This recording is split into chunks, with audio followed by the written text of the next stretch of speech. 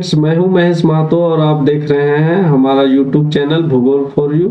आज के इस वीडियो सत्र में हम लोग झारखंड शैक्षिक अनुसंधान एवं प्रशिक्षण परिषद द्वारा जारी किए गए कक्षा 12 विषय भूगोल के मॉडल प्रश्न पत्रों में से मैं पहला मॉडल सेट का व्याख्यात्मक हल करेंगे। जैसा कि आप लोगों को पता ही है कि कोविड-19 के कारण विद्यालय काफी दिनों तक बंद रहा था, जिसके कारण काफी शैक्षणिक क्षति हुई है विद्यार्थियों के। तो इसको ध्यान में रखते हुए झारखंड शैक्षिक अनुसंधान एवं प्रशिक्षण परिषद द्वारा दो तरह के शैक्षणिक सत्र 2021-22 अर्थात 2022 में जो आयोजित होने वाली एनुअल परीक्षा है या वार्षिक परीक्षा है, उसमें दो महत्वपूर्ण बदलाव किए गए हैं। पहला बदलाव किया गया है कि जो सिलेबस है उसमें 25% की कटौती की गई है।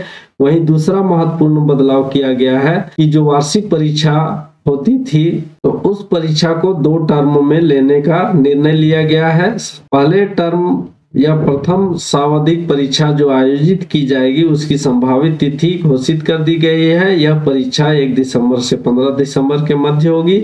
वहीं दूसरी सावधिक परीक्षा की भी संभावित तिथि घोषित कर दी गई है। यह परीक्षा 10 मार्च से 25 मार्च 2022 को आयोजित की जाने की निर्णय लिया गया है। तो पहले सावधिक परीक्षा में जो प्रश्न पूछे जाएंगे उसमें 12वीं कक्षा के लिए 40 नंबर के प्रश्न पूछे जाएंगे और सारे के सारे प्रश्न मल्टीपल चॉइस क्वेश्चन प्रश्न होंगे, अर्थात एमसीक्यू प्रश्न पूछे जाएंगे, बहुवैकल्पिक प्रश्न पूछे जाएंगे। वहीं दूसरी सावधिक परीक्षा में सभी प्रकार के प्रश्न रहेंगे, उसमें से मल्टीपल चॉइस क्वेश्चन भी रहेगा, वेरी शॉर्ट टाइप क्वेश्चन भी रहेंगे, साथ ही साथ शॉर्ट टाइप क्वेश्चन और लॉन्ग टाइप सभी प्रकार के प्रश्न पूछे जाएंगे तथा दोनों सावधिक परीक्षा के अंकों को मिलाकर के बाद में मार्क्स जारी किया जाएगा। अतः दोनों परीक्षा विद्यार्थियों के लिए काफी महत्वपूर्ण है। पहले सावधिक परीक्षा को ध्यान में रखते हुए जेसीईआरटी द्वारा जारी किए गए मॉडल सेट है भूगोल विषय का, उसमें से हम लोग पहला सेट को आज व्याख्यात्मक हल करेंगे। तो वीडियो के अंत तक जरूर बने रहें। तो चलिए वीडियो को शुरू करते हैं और बढ़ते हैं पहले प्रश्न की ओर। पहला प्रश्न दिया गया है,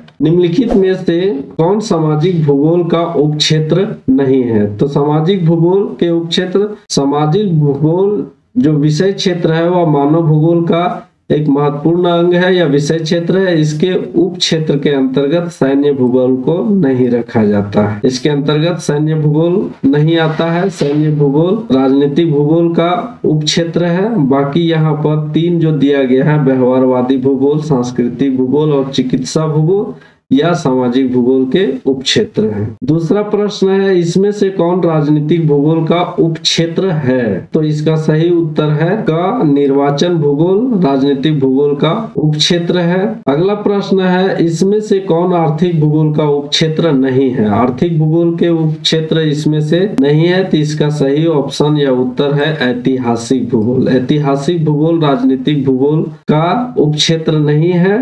बाकी जो यहाँ संसाधन भूगोल, कृषि भूगोल या उद्योग भूगोल दिए गए हैं वो सभी आर्थिक भूगोल के विषय क्षेत्र है। अगला प्रश्न है, विश्व के 10 सर्वाधिक आबाद या आबादी वाले देशों में विश्व की लगभग कितनी प्रतिशत जनसंख्या निवास करती है? तो विश्व के 10 प्रमुख जो आबाद वाले जो देश हैं, जिसमें से चीन, भारत, संयुक्त राज्य America, Indonesia, Brazil, Pakistan, Bangladesh, रूस, नाइजीरिया, ये जो 10 देश हैं, इन देशों में जो जनसंख्या निवास करती है वह कुल जनसंख्या का या पूरे विश्व की जनसंख्या का लगभग 60% जनसंख्या या 60% निवास करती है। अतः इसका ऑप्शन ग होगा, सही उत्तर है। अगला प्रश्न है, किसी भी देश के वास्तविक धन क्या होता है? तो किसी भी देश के वास्तविक धन वहां के नागरिक होते हैं, वहां के निवासी होते हैं। मानव के द्वारा ही सभी संसाधन बनाए जाते हैं।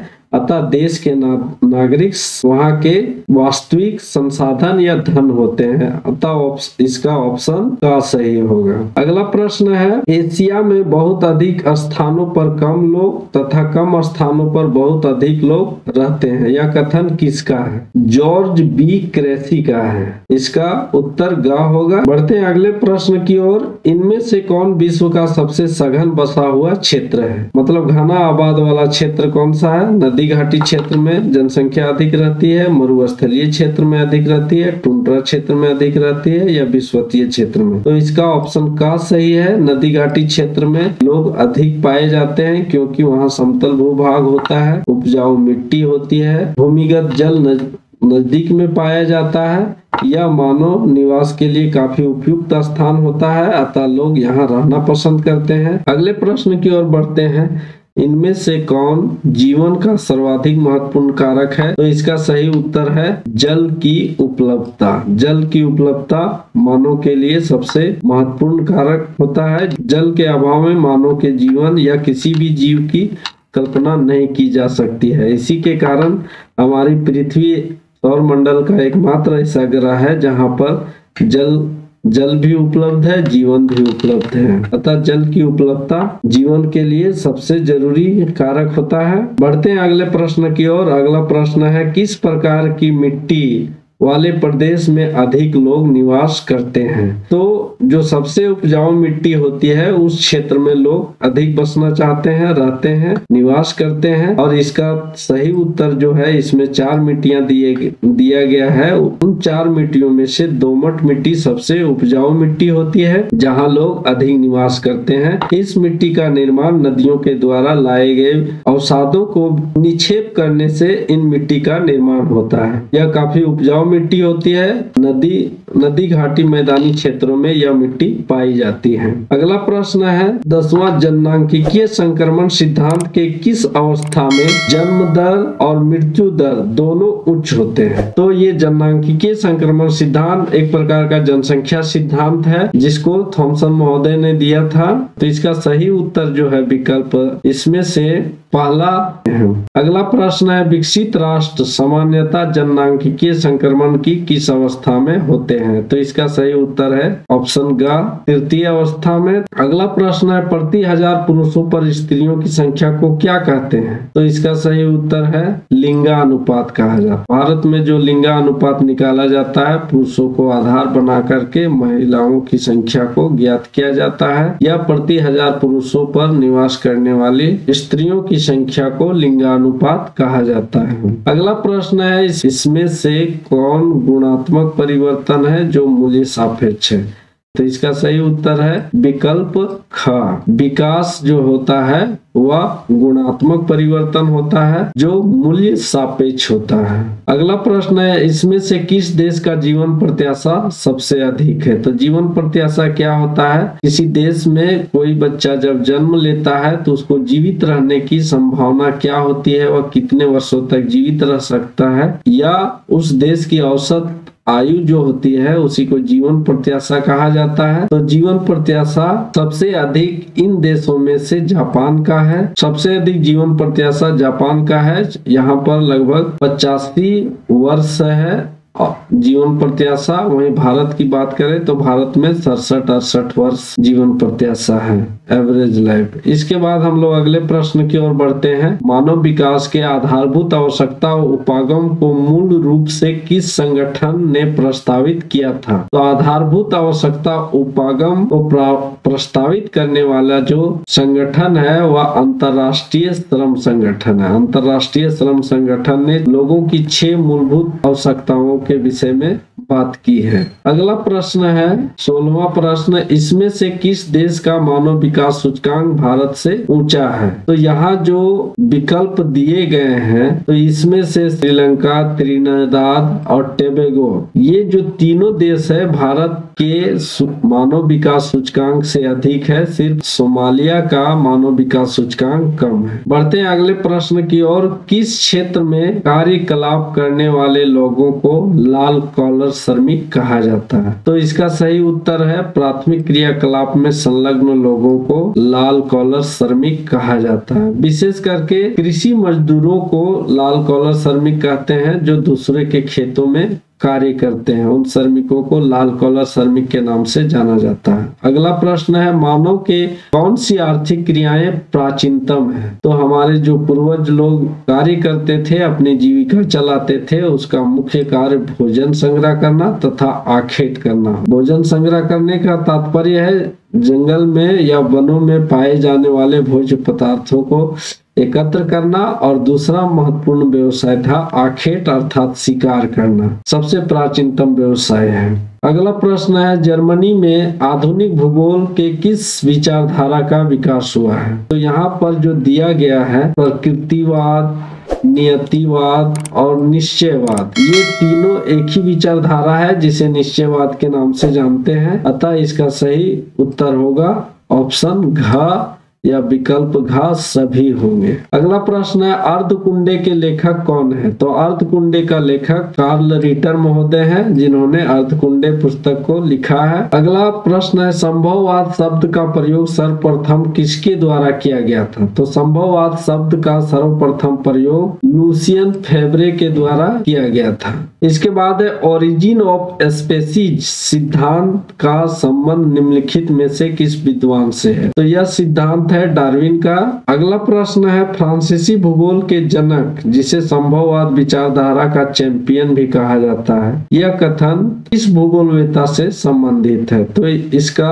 सही उत्तर है पोल विडाल डी ला ब्लास। यहाँ डी ला ब्लास लिखा हुआ है। अगला प्रश्न है, पर्यावरणीय निश्चयवादी विचारधारा की शुरुआत जर्मनी के किस विद्वान द्वारा किया गया है? इसका सही उत्तर है बारेनियस।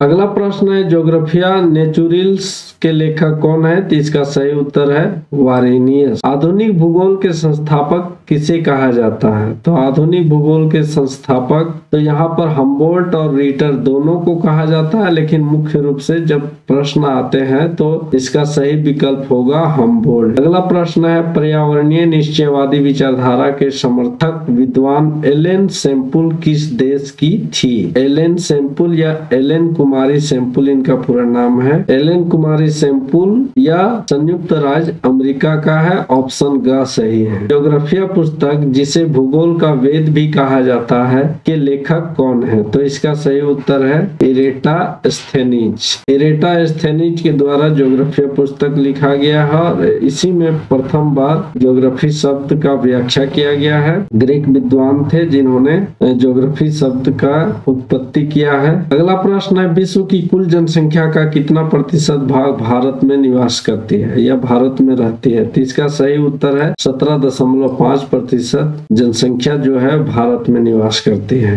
अगला प्रश्न है, सबसे कम जनसंख्या निम्नलिखित में से किस महाद्वीप में स्थित है? इसका ऑप्शन ग सही उत्तर है। ऑस्ट्रेलिया महाद्वीप में विश्व के लगभग 0.5% जनसंख्या निवास करती है। सबसे अधिक जनसंख्या एशिया महादेश में निवास करती है, लगभग 60%। अगला प्रश्न है, अफ्रीका महादेश में सबसे अधिक जनसंख्या वाला देश कौन सा है? तो अफ्रीका महादेश में सबसे अधिक जनसंख्या वाला देश नाइजीरिया है और नाइजीरिया दुनिया के 10 बड़े जनसंख्या वाले देशों में इसका भी स्थान आता है। अगला प्रश्न है, विषम जलवायु के कारण निम्नलिखित में से सबसे विरल जनसंख्या वाला प्रदेश कौन है? इसका सही उत्तर ऑप्शन घ विषुवतरेखीय क्षेत्र, क्योंकि ये मानसूनी एशिया है, यहाँ पर सघन जनसंख्या पाई जाती है। यूरोप के भी पश्चिमी भागों में सघन जनसंख्या पाई जाती है तथा उत्तर पूर्वी अमेरिका में भी सघन जनसंख्या पाई जाती है। और विषुवतरेखीय क्षेत्र में अत्यधिक वर्षा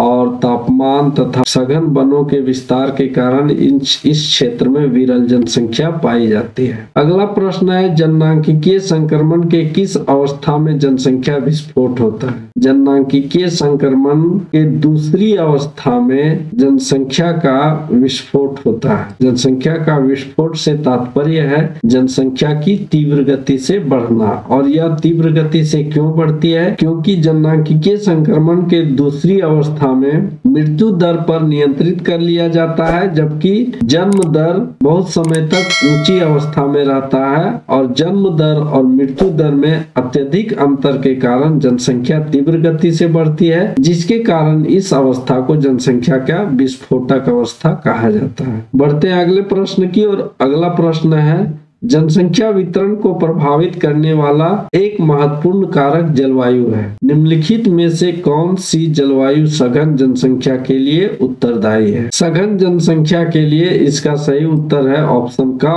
उष्णकटिबंधीय जो जलवायु है वहां पर सघन जनसंख्या अधिक पाई जाती है। जैसे दक्षिण पूर्वी जो एशिया का क्षेत्र है जहां पर 6 बड़े देश, चाहे वह भारत हो, चीन हो, बांग्लादेश हो, पाकिस्तान हो, इंडोनेशिया हो, इन देशों में उष्णकटिबंधीय जलवायु पाई जाती है। अतः इन क्षेत्रों में अधिक सघन जनसंख्या निवास करती है। अगला प्रश्न है, जननांकिकीय संक्रमण के प्रथम अवस्था की प्रमुख विशेषताओं की पहचान नीचे दिए गए विकल्प से करें। ऑप्शन घ इसका सही उत्तर है। और जननांकिकीय संक्रमण का प्रथम अवस्था में जो होता है वह जन्म दर और मृत्यु दर दोनों उच्च पाया जाता है। अगला प्रश्न है, जननांकिकीय संक्रमण का सिद्धांत पहली बार किसके द्वारा दिया गया? तो जननांकिकीय संक्रमण सिद्धांत जो है पहली बार 1929 ईस्वी में थॉमसन महोदय के द्वारा दिया गया। बाद में इस सिद्धांत को नोटेस्टिन महोदय ने आगे बढ़ाया, संशोधित करके प्रस्तुत किया है। अगला प्रश्न है, कुल क्षेत्रफल तथा कुल जनसंख्या के आधार पर क्या निर्धारित किया जाता है? तो इसका सही उत्तर है ऑप्शन घ, जनसंख्या घनत्व। अगला प्रश्न है, आयुलिंग पिरामिड से जनसंख्या की किस विशेषता को प्रदर्शित किया जाता है? तो इसका उत्तर है ऑप्शन घ, क और ख दोनों। अगला प्रश्न है, जनसंख्या पिरामिड में बाएं भाग की चौड़ाई दाएं भाग से अधिक होना क्या प्रदर्शित करता है? जनसंख्या पिरामिड में जो बाएं भाग होता है उसमें पुरुषों की जनसंख्या को प्रदर्शित किया जाता है, वहीं दाएं भाग में स्त्रियों की संख्या को प्रदर्शित किया जाता है। अगर बाएं भाग की चौड़ाई अधिक है दाएं भाग से तो इसका संबंध है पुरुषों की जनसंख्या अधिक होती है। अगला प्रश्न है और लास्ट प्रश्न मॉडल सेट पहला का, जन्म दर और मृत्यु दर दोनों को समान होना क्या प्रदर्शित कर? तो जन्म दर, जितने लोग जन्म ले रहे हैं उतने लोग अगर मर रहे हैं उस क्षेत्र में, तो वहाँ की जनसंख्या जो होती है वह स्थिर होती है, बढ़ती नहीं है। विस्तारित होती जनसंख्या में क्या होता है, वहां पर मरने वालों की संख्या कम होती है तथा जन्म लेने वालों की संख्या अधिक होती है। और घटती जनसंख्या में क्या होता है, वहां पर जन्म लेने वालों की संख्या कम होती है तथा मरने वालों की संख्या अधिक होती है, अतः इसमें घटती जनसंख्या होती है। तो इसका सही उत्तर ख है। तो उम्मीद करते हैं दोस्तों आप लोगों को यह भूगोल विषय का पहला मॉडल प्रश्न पत्र का व्याख्यात्मक हल जरूर पसंद आया होगा। अगर पसंद आया है तो इसे लाइक करें, अपने दोस्तों के बीच ज्यादा से ज्यादा शेयर करें तथा हमारे चैनल भूगोल फॉर यू को सब्सक्राइब करके बेल नोटिफिकेशन को जरूर हिट करें, जिससे आगे आने वाले नए वीडियो का नोटिफिकेशन आप लोगों को मिलता रहे। और अगर इस वीडियो से संबंधित किसी प्रकार का प्रश्न है या सुझाव है तो कमेंट बॉक्स में अवश्य कमेंट करें। और भूगोल से संबंधित अन्य विषय बिंदुओं को अगर जानना हो तो हमारे ब्लॉग www.bhugol.net में विजिट कर सकते हैं। मिलते हैं अगले नए वीडियो में, तब तक के लिए आप लोगों का बहुत बहुत धन्यवाद। जय हिंद, जय भारत।